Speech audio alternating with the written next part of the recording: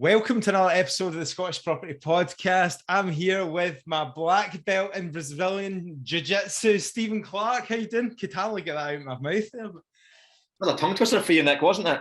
Black belt, mate. Well, congratulations. Why, thank you. Another wee milestone achieved in the martial arts journey. I know, it's really good to see, mate. And, we talk about property on this show, but, it's good to see a little bit into your personal life as well, to see you're doing well. So that's all good. So who have we got on today? We've got a cracking couple of guests on today. It was your guests that I hadn't met until to interview them this morning. Laurence and Jake from Donnini Apartments. Yeah, no, I've known Laurence and Jake for a while, actually. Well, I've known Laurence a bit more than Jake, but basically they've built up over the last 6 years, and they're young guys. I mean, they started this when they were 19, bear in mind. They've built up a company called Donnini Apartments. They operate 50 serviced apartment units where basically what they're doing is they're guaranteeing the landlord a rent, and then they're taking those properties and they are renting them out by the night. I think they've got, they're in all sorts of sectors. They've got people who are traveling for work, contractors, and they've also got, the holiday tourist sector as well. Pretty much predominantly operating in Ayrshire.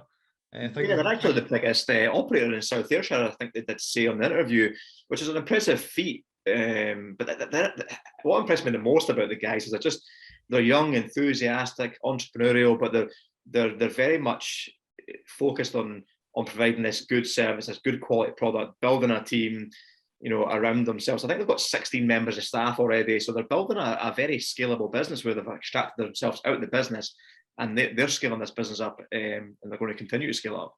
Yeah, they've got a lot of passion for it. And what I thought was really interesting is, like we talked about, it's this delayed gratification. And these days, too many people want everything now. They are quite prepared to not take much out at all. In fact, I think they said for the first 3 years, I don't think they took much out. They reinvested everything back in. And, they see that as the long term. Eventually, it will pay off. And I think at that age, whatever they are, mid-20s, having that approach to business will make them succeed. Who am I to say? But I just see too many people just want it now. And I think these guys are different. And I think that's what will make them successful. So, absolutely. I think we should cut to the interview with Laurence and Jake from Donnini Apartments. Welcome, Laurence and Jake from Donnini Apartments to the Scottish Property Podcast. How are you today, guys? Very good. Thank you for having us on. Great to see you. So, Laurence, I met you recently in Starbucks. We had a really good chat. I love you've got a real drive for kind of business and entrepreneurship. Jake, I don't know you as well, but I'm looking forward, myself and Stephen are looking forward to getting to know you a little bit better today. So thanks very much for joining us, guys. The name of your business is Donnini Apartments. Just tell us a little bit about what you guys do. What start with Laurence first? Yeah, okay, I'll go first. Yeah, so we're Donnini Apartments. We are based in Ayrshire in Ayrshire. We essentially operate a short-let company, really focused on rent-to-rent units at the moment. So we have about 50 apartments and houses throughout Ayrshire, and we accommodate both leisure guests and businesses. Businesses could be kind of corporates at the local business parks, or could be contractors and things like that. So in a nutshell, that's what we do. And one of the things that I love about you guys, you've not just come off the back of a course, and you're straight away on Instagram claiming that you're, experts in this field. This business has been established for quite a while. So I think you guys been going for 5-6 years, possibly. Is that right? Yeah, five years on Valentine's Day this year. So yeah, so you've been through the pandemic as well. We'll talk about that later. Jake, do you want to just go into a little bit about how you guys came together as business partners, and what you kind of, how you managed to form this? And why sure. They started the company on Valentine's Day as well. Oh, listen, see if you ever see us out for dinner, it's because it's a business anniversary, nothing else. No, so how we started. So we both met at university. We both went to Strathclyde.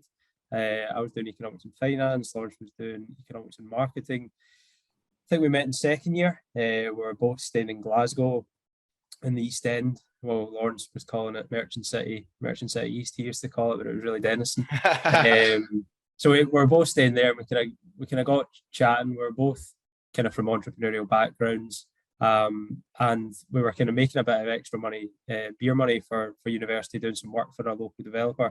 Really, just kind of stripping out wallpaper, stripping out properties, taking out rubbish, and we kind of got to thinking like, how much money are these guys actually making from doing this? We were in just at the very start, really just doing the labouring type stuff, and these properties were getting refurbished and then put out to rent. So we kind of put our heads together and we said, listen, could we do something like this?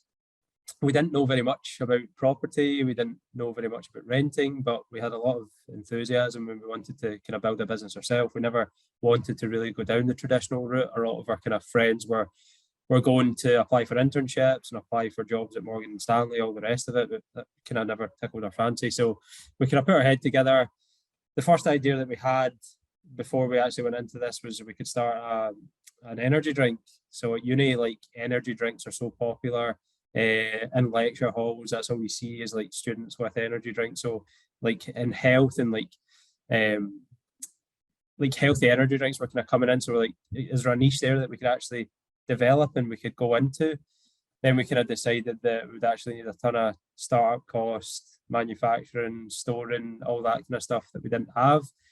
Did you ever come up with a name for this energy drink? Yeah. What was it called, Laurence? Well, Black Horse. We definitely would have been sued by Red Bull. Black Horse. Black Horse Energy. Yes, like it. It probably now exists somewhere, but yeah, great idea. If not, someone's away to start up. At least it wasn't Black Bull. Yeah, exactly. So we put our heads back together and we decided, like, could we do something with this property thing? Like, could we actually do something? We didn't have much money. We were students, but we had a bit of a learning from Strathclyde, how to pull together a business plan, know how to kind of speak to some investors. So we pulled something together, went to speak to some people, and the strategy was there, similar to what we were doing, was we would buy something, this kind of niche word, below market value, add some value to it, and then flip it on. So we managed to get some investment, and we then we took it to market, and we were looking for something. This was maybe 6 years ago, and when we were actually still at uni, that we could buy. So we went to auction. So we went to one of the kind of bigger auctions in Glasgow, kind of scouted out. We went a couple of times just to see, right, what's this all about? How's the best way to buy it? How to kind of judge the room? There was a property that came up just around the corner of where we both lived. It was in Rosalie Drive in Denison, and it looked good. And I remember as we were both sitting, I think it was in my auntie's lounge or something like that, just both looking at this property. It was like £78,000. I was tired, but we thought, you know what, we could do something with this thing. So we decided to put in a bid pre-auction and put in an offer before it went to auction. And it was accepted without any rebuttal on the first thing. So like, oh God, right, we went in too high there and what's happened? But we got there, we pushed it forward. The first mistake then came that the tenants were still in it. So they were in it for 6 months. So we then had to explain to our investors, you're going to have to wait a bit because we didn't do a proper due diligence and there was people in it for 6 months before we actually got them in it. So we waited that out when we were still at uni. It actually worked quite well into the time frame. They left. The plan was to refurb it, both being like 19 years old, trying to draw together trades, trying to get taken seriously was pretty challenging. There was a lot of like patronising through trades. Did you say you were only 19 at the time? Yeah, 19 years old. That's brilliant. So, but we got there. We drafted in a lot of our friends, did a lot of the refurb ourselves, and it looked good come the end. We were on budget and we kind of listed it for sale. And I think it took about 20 days and we managed to sell it. Made some good money. At 19 years old, that was quite challenging to go. Do we go and blow it on a holiday? Do we just spend it? And we're kind of like, we want to do something here. We do actually want to build a business. We actually want to build a brand, want to build a bit of a service. So we went back to the drawing board. We know now, like, you can obviously buy, flip, that is scalable, but we didn't think it was that scalable at the time. And we wanted to create a brand, a service, a team. So we kind of went back to the drawing board again. This whole thing about service accommodation was starting to become quite sexy, if you like. Airbnb, Booking.com, they were starting to explode. What sort of year was this? Like 2015 or something?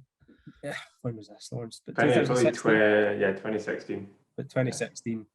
So we kind of we know like Glasgow was quite big for it. We looked at the time, there was something like 300 units in Glasgow. And we're like, right, we don't want to compete in Glasgow. We don't want to compete on price. We want to compete on brand.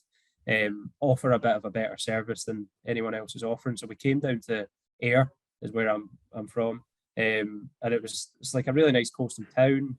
There wasn't a lot of operators here. There's a couple of hotels. So we did some research around about these parts and to see how possible it was. And that's where we really started to push the rent to rent model, which I'm sure, I take it your audience are probably familiar with the rent to rent model. Yeah, I mean, like obviously we've got listeners who are new to this as well. So do you want, Laurence, you just want to explain a little bit about what the structure is? Just very quickly how you approach people. Yeah, of course. What, if somebody, like if you're approaching somebody and try to sell it to somebody, what do you tell them? Yeah, well, essentially we guarantee a landlord rent for multiple years. Then we take that risk on board, if you like, and then we'll go and let those properties out by the night. Normally with like a 2-night minimum, but we also have corporates in for multiple months on end. So we rent the property from the landlord and then we rent that property out, hence rent to rent. Nice. So was it your investment from the flip profit? Was that what was used to kind of start the business and get the first rent properties over the line, including kind of doing a little bit of tar up to make them stand out on the short term market? Yeah, pretty much. So we got our first one down in the Ayr beachfront. We thought we're better to start than try and get one right with a sea view right on the beach. We don't have a fancy story or anything about it. It was in a place called Donnini Court, so hence the name Donnini Apartments. That's where the name came from. Yeah, so there's no massive story there. I like this because usually when you guys speak, usually when Nick has guests on from Glasgow and starts speaking about streets and areas, I don't know a fucking clue. I'm just like, all right, yeah. But I've actually visited Ayr like up a couple of months ago, and I know exactly where you mean. All right. So a couple of guys on the mastermind group, we've had them on the podcast. They're doing a commercial residential property right next to in the square, right at the where the court is. So it's quite cool. So and actually the day I went down, I was so surprised. Like I was like, holy shit, this is like a proper little village, like holiday town. Like it's beautiful. Like the again, it was like really, really nice. I thought this must be where all the weepies go for their holidays. Yeah, 100%. And that's kind of why we wanted to start down here. Like we knew it was popular. Like looking back now, there's obviously downsides to that. There's the seasonality element to the business. But yeah, that's essentially how we got started. So one of you guys from Ayr? Is it yourself? I'm from Ayr. Laurence is from. Yeah, I got the short straw. I remember that conversation from Jake. Like, no, Ayr's actually lovely. Everybody lies. You'd only been there on your holidays, Laurence. I think I've tried to avoid it, but no, I'm well and truly turned around now. I think it is a great place. Great place to have a business, and we've got a great team of people here. So.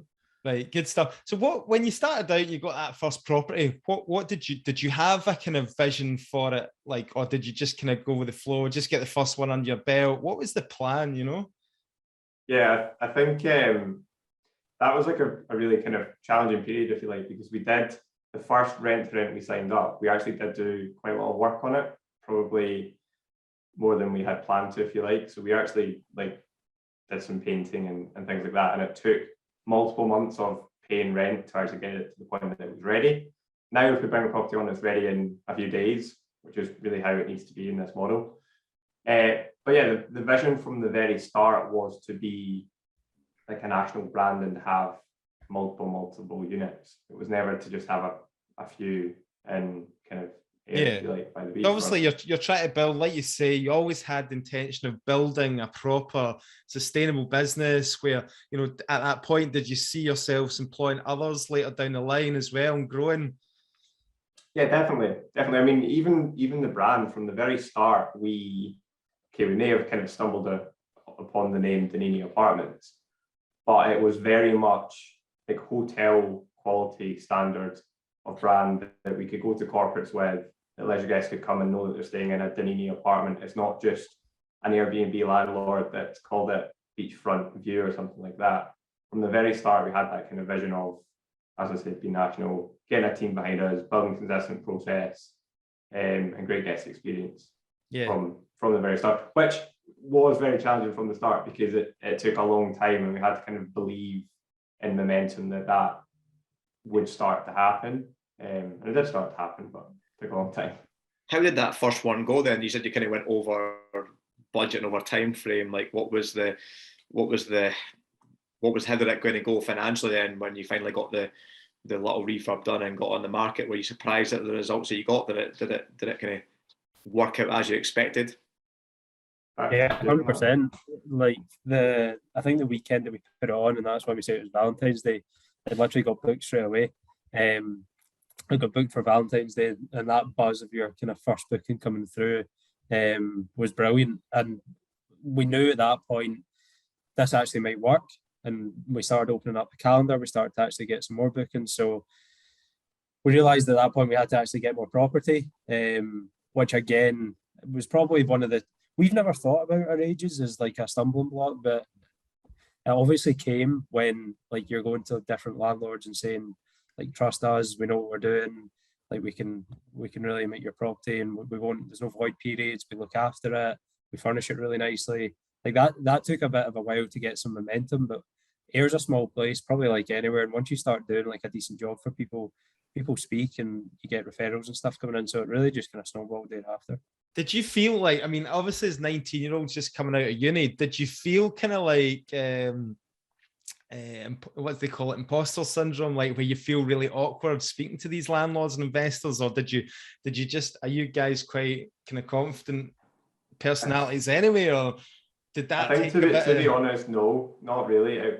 Like we both always wanted to start and scale like a proper business with a brand and a team. So we were probably, if maybe a bit naive, at least confident. Yeah, there's a difference between like, I think people can tell when you're passionate about something and when you're actually like speaking about it and like how passionate and what you actually want to do to try and help them. I think no matter what age you are, like yes, Laurence, we're probably naive to some extent, but we were speaking with passion and we kind of knew roughly like the fundamentals of what we're doing. So like people do give you a chance as well. So we're kind of grateful for the ones that did give us a chance at the start. You're providing a service to that landlord as well, because a lot of the tired landlords, don't want the voice, don't want the hassles, and they might look at you as the unknown, but it's probably a better unknown than putting in somebody right on the rental and a PRT, and especially areas like that as well. So, aye. Yeah. I think obviously speaking to you in the past, Laurence, we're maybe going to split this up, the time scale here, the journey of Donnini Apartments into kind of, two bits, because I know speaking to you, obviously when COVID struck, you had to pretty much restructure things. So just take us back to those early days and when you were really building up, gathering momentum, you'd got your first one under the belt. Obviously you're going on to scale it up. Like, was it just a case of just putting in, the networking, putting in the time, the effort, meeting other landlords, trying to acquire more properties, or was there something that you did that really kind of managed to take you to the next level? I think there's a couple of things that we're probably quite good at early days. Was firstly focusing on things that we could actually control.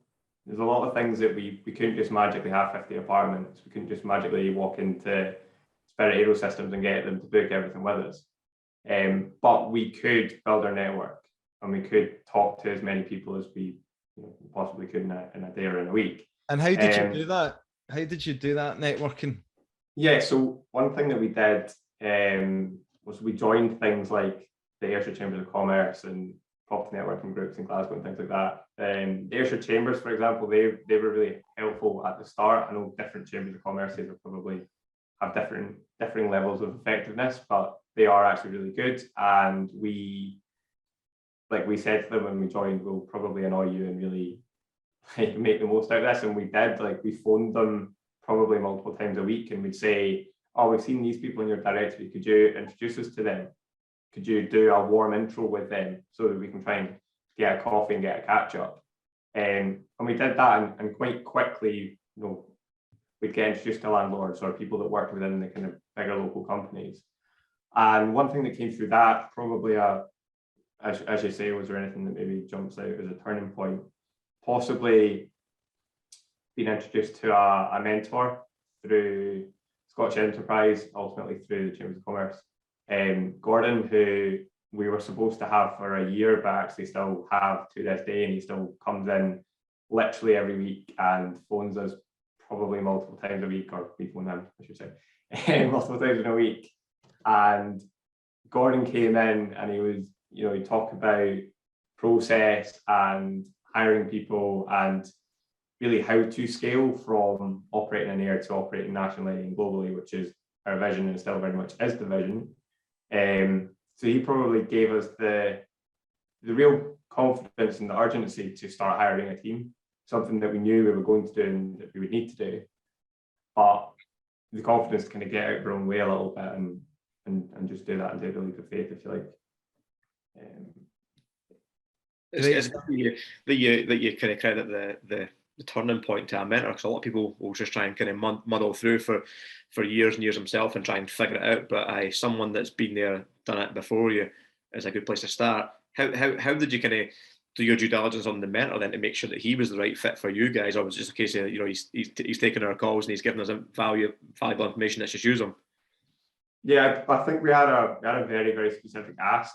We did want help with scaling up, and Gordon was kind of worked on leadership team level at very large kind of global brands, and his job in those brands was to kind of scale up essentially. Mm-hmm. So we just asked a bunch of questions back at the start off the back of that, made sure that kind of a nice enough guy, and then probably just like a bit of a leap of faith there as well. If there's one thing we're good at, it is actually appreciating when we don't know something, and we've never kind of said that we know more than anyone in a particular space. So we're probably, especially early days, we would just kind of blend other people's experience and skills into the best kind of way forward, if you like.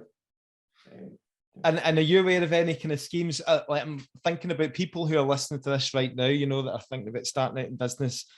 Would you advise people look for these type of, was it Scottish Enterprise you said that you found the mentorship program through? Or? Yeah, it was through the Chambers of Commerce. I think they had like the contract, if you like, to actually arrange it. The Scottish Enterprise definitely have a mentorship program. Right, but so definitely find a mentor or different mentors in different areas.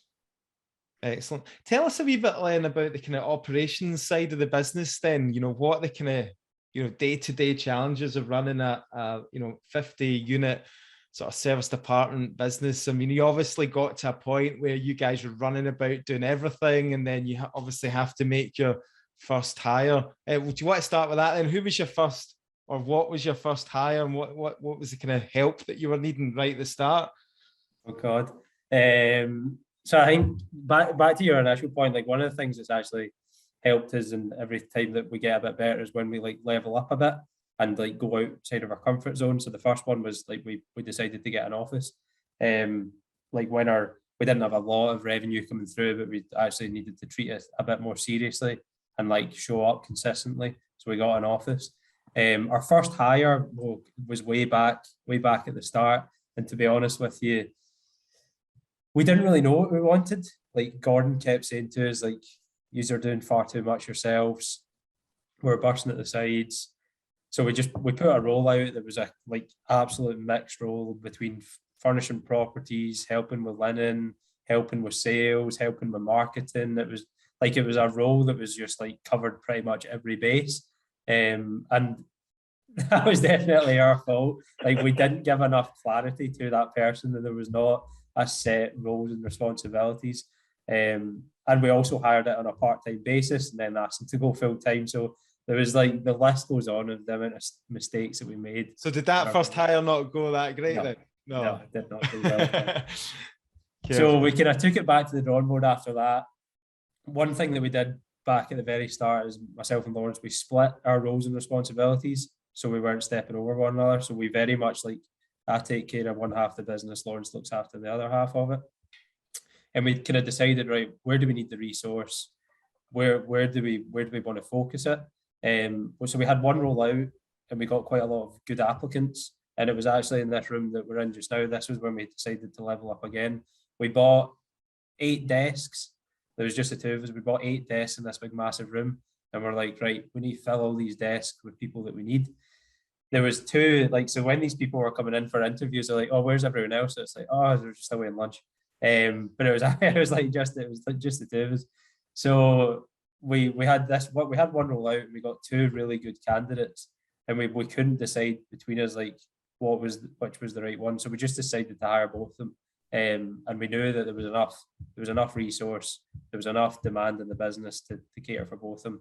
And again, that was kind of pushing us outside our comfort zone. So without being in this podcast for like 4 hours, the amount of learnings that we had through those first 2 people, but it really actually made us focus on, right, we need to give people roles and responsibilities and what they're actually responsible for and some KPIs, and actually give them some goals to work towards. So we really refined it for those 2 kind of starts. And then that really helped us push the business forward and kind of take us out the day to day. So you must have, sorry, Stephen, on you. I was going to say, you're going to kind of define there, Jake, that you split your roles equally. What's the kind of role split between you 2 guys and what you do in the business? So for me, is operations, finance, and then property acquisition just now on a kind of individual level. But obviously we're now working towards blocks, so we both look after that. And Laurence takes care of the sales and marketing element of the business. Nice.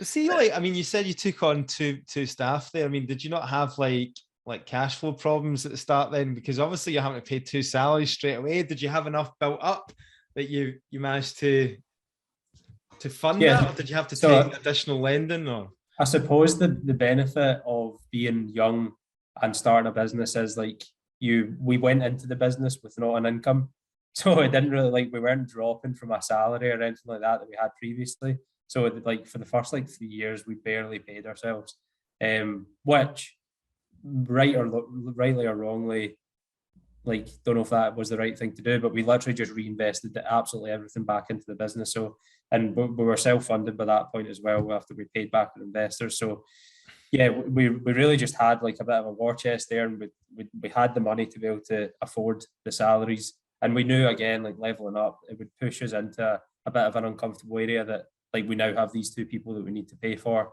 Let's try and grow the business again. Let's try and push it forward. That's what I love, mate. And that's why so many businesses fail as well, isn't it? Because, people are just not prepared to put in that hard work for nothing. And that's what it takes. Literally, you speak to all a lot of successful business people, and for years and years, they never took anything, lived on the bare minimum. And I just... To be fair, Jake can do a lot with £200 a month. Genuinely, that boy used to live off £5 a week at uni, and I thought it was a joke, but I actually now believe it. He's still getting a student discount cards. Aye. It's so true though. We spoke about this a lot on the podcast, Nick. The many people that don't really get delayed gratification, they want to go out on a job and work for this week or this month and get paid and get the reward and go on the night out and go and get the clothes or go on the holiday or buy the car. And it's if you want to build a business, build something sustainable, you've got to make a sacrifice, and that sacrifice is, you don't take an income for 3 years, which we think is brilliant. It's very commendable. Yeah, well, absolutely love that. So the challenges, you've obviously, built up this business, which I'll often say, people talk about, getting involved in serviced accommodation, serviced apartments, Airbnb, whatever you want to call the term, short-term rentals. I did it myself. I had 5 or 6 for a while. I've put quite a lot of posts on Facebook about the struggles, and it's not really, you're not really a property investor. You're more of I felt like I was a hotel concierge, basically, like a 24-hour, basically, guests would arrive, and quite rightly so. People are paying a good amount. It just wasn't for me, after I had 5 or 6, I just couldn't handle the demands and the requests of people. So, how did you go about kind of systemizing that so that you weren't constantly under a lot of stress to have to deliver to these guests? What sort of systems and processes now have you got in place to deal with that? Yeah, a lot. A lot of people. for a long time it was the two of us, and then it was the kind of four of us, if you like. Joy and Amy, the first two hires, they are still both with us. But yeah, you're right. I mean, it's not just property investment. We are a hospitality brand, essentially. If a tenant has an issue with a shower at 1 a.m. in the morning, because that's for some reason when they want to shower in it, I would imagine you could say to the tenant, I will get it fixed by Friday. A guest who's paid £100 for that night phones up and they want to shower at 1 a.m. in the morning for some strange reason. You need to fix it there and then. They don't accept, oh, we'll deal with it in the morning. Yeah. And that has been a stress and a pressure since we started. We very much have a 24/7 business. Like it never ever stops. So do you take it in turns to hand over the phone at the weekends and stuff like that, or have you got people to do that now? Luckily, we now have people and process to deal with that. But for a very very long time, it was literally both of us. But Jake, don't you want to talk about process? Yeah, it's like ditto to that. It's taken a long time to build out the processes and the systems. I think where we started, and the hard bit of, I suppose, starting to kind of split out the business is one, like guest experience is paramount to our business and the success of it. If we don't have paying guests and happy guests, we don't have a business. But there's also like the operations side to it, as you say. And when you have people that one's looking after the guest experience side of things and the other's looking after the operations, quite quickly, and then someone has to look after the landlords, it could quickly get quite kind of a lot of tension. Like if someone's coming off the phone to a guest and then they're saying to ops, this needs sorted, it's like a lot of tension does build up. So we've spent a lot of time kind of seeing what kind of resource that we need. As Laurence says, we've got a 24-hour business, and it's probably been a mixture of the two of us have done it so long that we know exactly what's needed within a space, and we know that there's people that can do it better than us now as well. So we've got an operations manager that's came in, who's been at Travel Lodge, managed multi-sites, knows a hell of a lot about processes and systems. So they've brought a lot of processes and systems to the business. We're also like talking about processes and systems. Everyone speaks about it, but we didn't actually know what that meant. And like, see, when you actually sit down to go, right, we need a process for that. Like, what does that look like? Who knows what a process or a system is? So give us an idea. So like the example that Laurence said there, you know, your guest arrives late off a late flight, arrives at the apartment, I don't know, tries to switch on the lights, there's no electricity, or there's no hot shower or something like that. Yeah. How does that kick in your sort of systems? We've got core office cover 8 till 8 every day. We then have out of hours maintenance who are on call between those hours. And then if they don't answer, the fail safe for that is it then goes to a company called Moneypenny, who are essentially a call answering service. And then we have a list of contractors and emergency contracts that can go out at that time. So there's always a backup to a backup. But it's taken a while to actually get to that stage. But yeah, there's a hell of a and the phone does still go occasionally. Ultimately, you guys have to be you're responsible for everything working at the end of the day, and I guess that responsibility is always going to be there. But I mean, that's brilliant. See, just quickly to Jake's point about processing systems, we did for years say A, we're quite good at processing systems, and B, it's really important to us. But over the last year, we have actually invested in a program to build out systems for everything. I think we have like 180, Jake. Wow. We have 180 systems that essentially like a process flowchart, if you like, of how you do things at Donnini, that all of our team can very quickly go into and go, how do I deal with the fact that the keys were put back in the key box when a guest has arrived? That's amazing. I love that, because effectively you're just building up it's like a manual, isn't it, of just how everything works. And I guess that once you grow as well, that'll save you time when it comes to training and stuff like that, training new staff. Yeah, it also means that if there's an issue, you look at the issue in the system rather than having a very reactive conversation about something. You go and look, how do we iron this out of the system, which is a little more efficient. Yeah.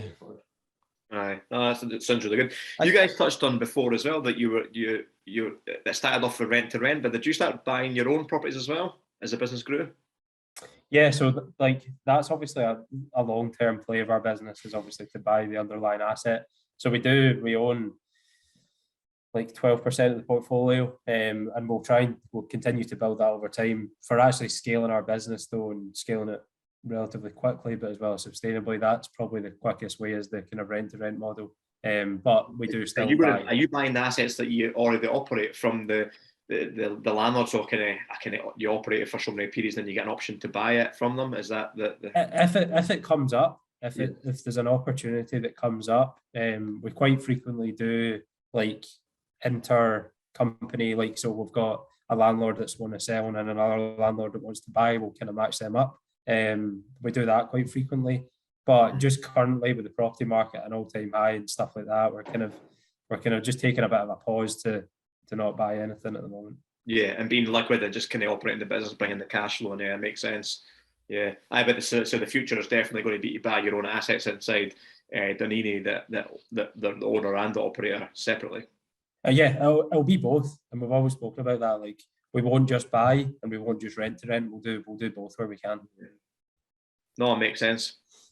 With the, I don't like to dwell on this too much, but obviously the COVID pandemic and all that, must have been quite a defining moment in, what you guys were, how you went and the path that you are now, and like, I know a little bit about it, Laurence, but just quickly, what happened during that time, and where's it brought you to now? Yeah, I think I kind of struggle with this question a wee bit, because for us it was actually in a lot of ways a good time, and I really do appreciate for a lot of businesses and people personally it wasn't. It was also a terrible time in a lot of ways as well. I see Jake smiling like, but there was an opportunity to really take a kind of proper pause and step back and go, like, what really works about this business, what actually, if we're being honest, doesn't. And it gave us an opportunity to get clarity on what we had to focus on for going forward, and clarity on how we could grow in a better way. In saying that, we did have, I remember sitting in a meeting kind of early March and going, bookings have dried up for March. This is uncomfortable. This doesn't look very nice. And then literally a couple of days later going, oh shit, all of our revenue has been cancelled for this month. Still need to pay all of our landlords. We still need to pay all of our team, all of our office, our vans, etc., gas, electric, Wi-Fi. But our revenue tap has just been cut off, which was horrible. But we kind of quite quickly got to a point of being solution focused and going, right, how can we cut a bunch of costs? Thankfully, the government came out with furlough, and yeah, we just got to work with getting any kind of bookings in that we could at that period. Luckily, we could still operate because we weren't a hotel. Yeah, it was very, very challenging. There was, as I say, a lot of time to think, and Jake and I spent a lot of time talking about individual units and neighbours and the complexities of our current model. And ultimately, it was through that period, I know I mentioned this to you before, Nick, it was through that period that we really decided that when we could get back to business as normal, we would grow through acquiring in either leasing or buying whole blocks of properties rather than individual units. At least as well as, if not completely, instead of. So yeah, that's probably in a nutshell how COVID. And why is that? Why just for the listeners' benefit, why are you going down that route of trying to acquire blocks? Many reasons, to be honest with you. It allows us to offer a far more consistent product. When you have 50 apartments that are all different in different locations, some that you can put a key box outside, some that you can, some with grumpy neighbours, some without, etc., it's operationally very, very challenging. 50 different boilers, 50 different types of door lock, really pretty boring chat, but that's very, very complex. Whereas having a block of, say, 50 identical one-bedroom apartments with smart entry systems, 50 boilers the same, or one central boiler, operationally it's far easier, provides a more consistent experience for the guest. you kind of have more control from a brand point of view, because you can say everything within this building very much fits this brand, whereas at the moment we have kind of varying quality of properties, if you like. It's also a lot more scalable. When we engage with a landlord and bring on their property, they might at that initial time have a kind of conversation about us having it for 4 or 5 years, but then a year down the line, their daughter might need to move back into it, or they want to sell it because they want to go on a round the world cruise or whatever it is. These things happen all the time. Whereas signing on a 10, 15, 20-year lease with a really big landlord or investment fund, that's more solid and scalable and reliable, is what I would say. But Jake, I don't know if you want to add to that. Yeah, no, definitely agree with that. I think. Sorry, Jake, are you going to add on No, to you that go. about the No, carry on. blocks? So I was going to move on to like the licensing thing. So like obviously there's been quite a lot in the press recently about short-term rental, short-term accommodation licensing, how the Scottish Government are bringing this in for, I think it's all the councils have got to have a scheme set up where, you know, if you want to run, I'm just going to call it an Airbnb or a similar style short-term accommodation, then you need to apply to local authority to get a license, effectively like you would do, you know, if you had like an HMO presumably or something like that. So how do you see, if you've obviously thought a lot about this and how this is going to affect your business, and you know, how's that going to affect things in terms of, does the landlord, the actual owner of the property, do you think they'll have to apply for it, or will you guys apply for it on their behalf? Like, how's that going to affect you guys? Yeah, so I mean, we've known this was becoming since we started the business. We're not a hotel, we're not a standard buy-to-let, so there's always been a bit of a grey area with service accommodation and where it sits. From the very start, we've taken compliance extremely seriously, and we always wanted to be in a position that when this does come in, we're ready for it. So we've got our gas safeties, our Legionellas, our EICRs, our fire safeties. We already have all that covered. So from that perspective, we absolutely welcome the licensing, because there's a lot of operators out there that don't have that covered. And you know what, might actually make the market like a better, more standardized market. We might weed out the operators that aren't quite ready for it or aren't interested in making their property compliant.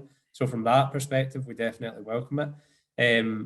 We also understand that there is a licensing needed for the area, and this, like, see, to be honest, I think from personally, this is an Edinburgh thing, and they brought this in for Edinburgh and they brought it in for the whole of Scotland, so they're applying it to each individual council. So it's yet to be totally decided how each individual council will apply it to that specific area. We are the largest operator of serviced apartments in South Ayrshire, so there's probably quite a lot of things that we do that we would probably look to be the gold standard of license application when we do start to submit them. In terms of your technical point of who pays for it, whether it's us or landlords, personally, I think it should be the operator, which is us.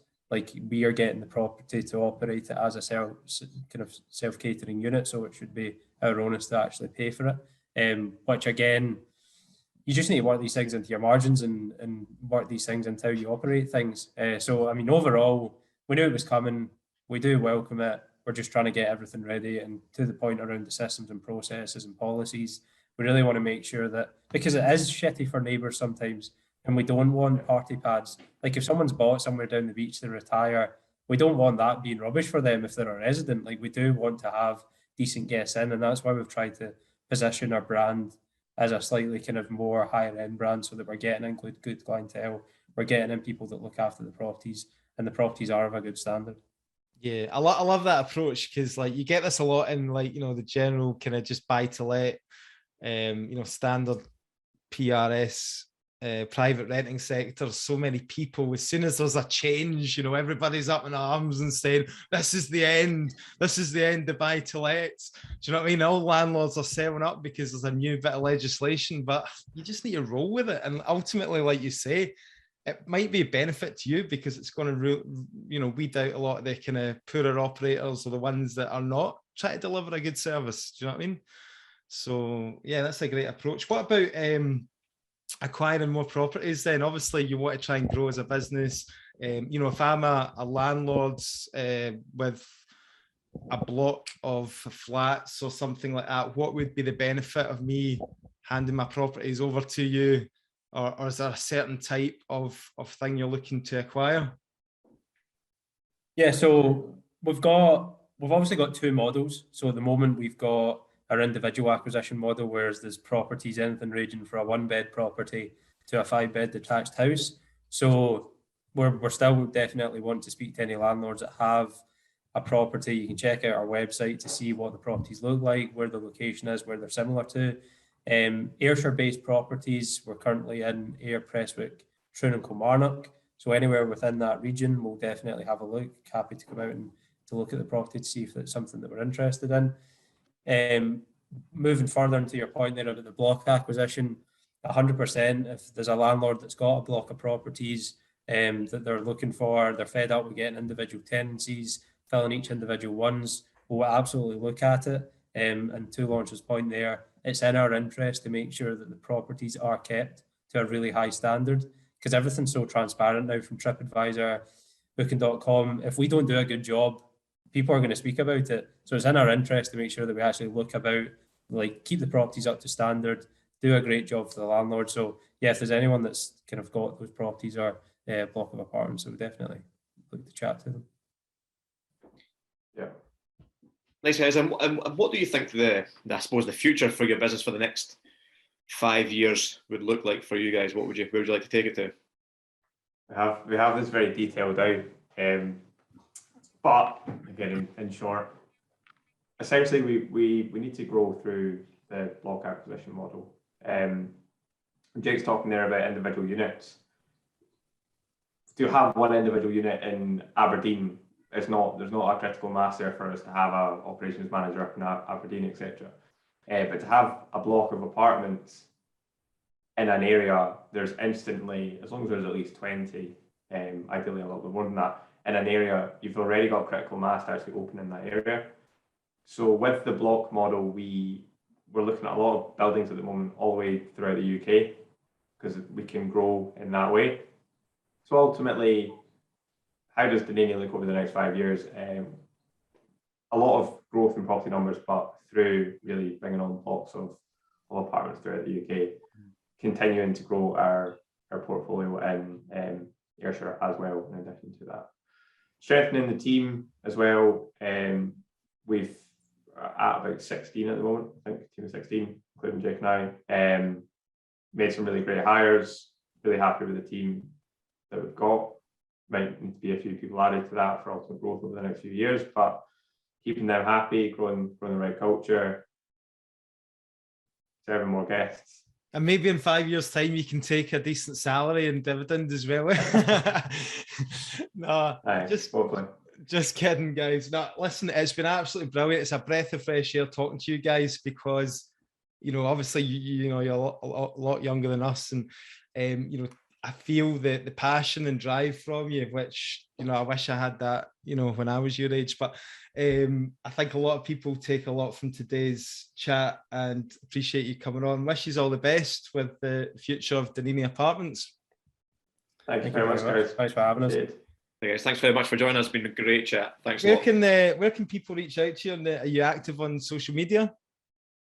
Yeah, you find us on LinkedIn under Donnini, that's 2 N's, Apartments, or Jake Murray, Laurence Mallion, and our website's donnini.co.uk as well. Really keen, any landlords, letting agents, deal makers, QSs, architects, reach out, let's have a conversation and see if we can do anything together. Cool. Just want to be clear as well, you guys, you don't do like Airbnb management, do you? You don't manage properties for other owners, or? No, not really. No, that's not your thing. That's No. fine. Just so we can be clear to the listeners. Right. Right, cool. Listen, that's brilliant. Thanks again, and speak to you soon. Thanks, guys. Cheers, guys. As always, guys, reach out to us on our social media pages at Scottish Property Podcast on Instagram. We've got our monthly networking events running as well, Stephen.